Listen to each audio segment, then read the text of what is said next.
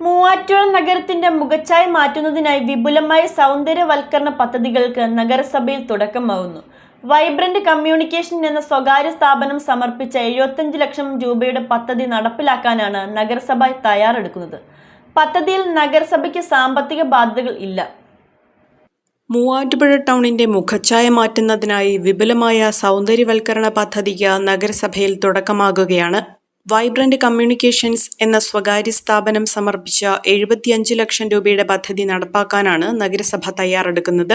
നഗരസഭയ്ക്ക് സാമ്പത്തിക ബാധ്യതയില്ലാത്തതാണ് പദ്ധതി. നഗരത്തെ ആധുനിക രീതിയിൽ മാറ്റിയെടുക്കുന്നതിനുള്ള വിവിധ ഘടകങ്ങൾ പദ്ധതിയിൽ ഉൾപ്പെടുത്തിയിട്ടുണ്ട്. ഡബിൾ ആം ലാമ്പ് പോസ്റ്റുകൾ, റോഡ് മീഡിയനുകളിൽ സ്ഥാപിക്കുന്ന വെർട്ടിക്കൽ റെയിൽ ഗാർഡനുകൾ, പ്രധാന കവലകളിൽ ഡിജിറ്റൽ LED ഡിസ്പ്ലേ ബോർഡുകൾ, യാത്രക്കാർക്കായി എല്ലാ അത്യാധുനിക സൗകര്യങ്ങളോടും കൂടിയ സ്മാർട്ട് ബസ് ഷെൽട്ടറുകൾ എന്നിവയാണ് പദ്ധതിയുടെ ഭാഗമായി നഗരത്തിൽ സ്ഥാപിക്കുകയെന്ന് നഗരസഭാ ചെയർപേഴ്സൺ ജോയ്സ് മേരി ആന്റണി പറഞ്ഞു. ടൗണിലെ റോഡ് മീഡിയനുകൾ കാടുകയറി നശിച്ച അവസ്ഥയിലാണ്. നഗരത്തിൽ ആവശ്യത്തിന് തെരുവ് വിളക്കുകളോ വെളിച്ച സംവിധാനങ്ങളോ ഇല്ലെന്നതും വലിയ പ്രതിസന്ധിയാണ്. പൊതുജനങ്ങളുടെ ഈ ബുദ്ധിമുട്ടുകൾ കണക്കിലെടുത്ത് പൊതു താൽപര്യം മുൻനിർത്തി പദ്ധതിയുമായി എത്രയും വേഗം മുന്നോട്ടു പോകാനാണ് നഗരസഭയുടെ തീരുമാനമെന്നും ചെയർപേഴ്സൺ വ്യക്തമാക്കി.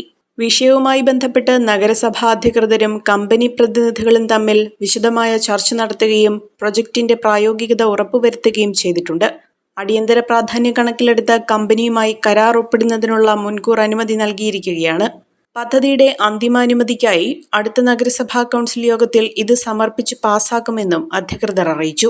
ഒരു കുടുംബത്തിനാവശ്യമായ എല്ലാ വസ്ത്രങ്ങളും ഹോൾസെയിൽ വിലയിൽ ഇപ്പോൾ സ്വന്തമാക്കാം. ഇന്ന് തന്നെ സന്ദർശിക്കൂ A1 textiles, Nehru park, Muvattupuzha.